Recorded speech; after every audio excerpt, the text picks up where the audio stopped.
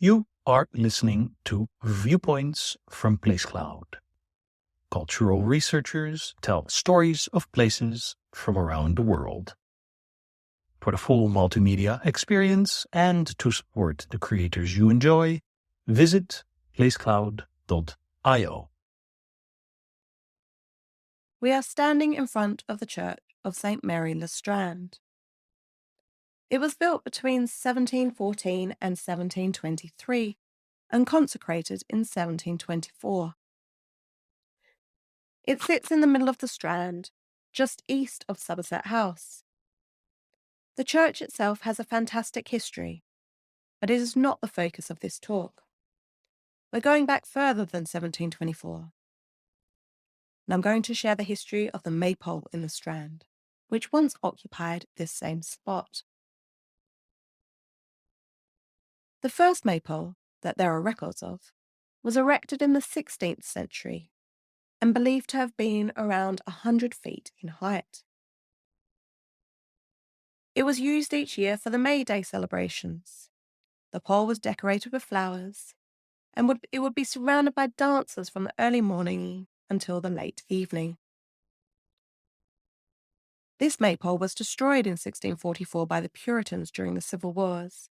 They claimed it was one of the last remnants of vile heathenism, round which people in holiday times used to dance, quite ignorant of its original intent and meaning. After this destruction, it wasn't replaced until the Restoration. In 1661, Charles II ordered a new Maypole erected on the same site. This new Maypole was reported as 135 feet in height. That's 41 metres tall. Over the years, it gradually decayed, which led to it being replaced again in 1713. In 1717, Sir Isaac Newton purchased what remained of the Maypole and had it removed.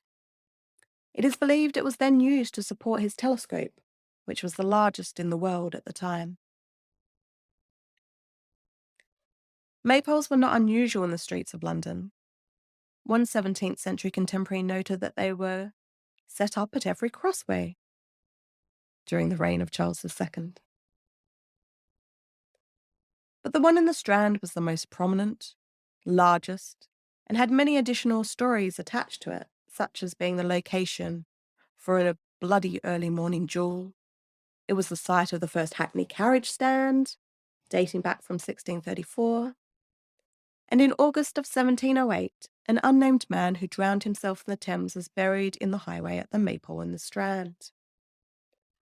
Burying a suicide in the highway was a common practice in the early modern period. The Maypole was also proudly depicted on trade tokens for the surrounding businesses, and included in songs and verse. The poet Alexander Pope included 2 lines about the Strand Maypole in the Dunciad Book 2. The lines are, "Amid the area wide they took their stand, where the tall Maypole once o'erlooked the Strand."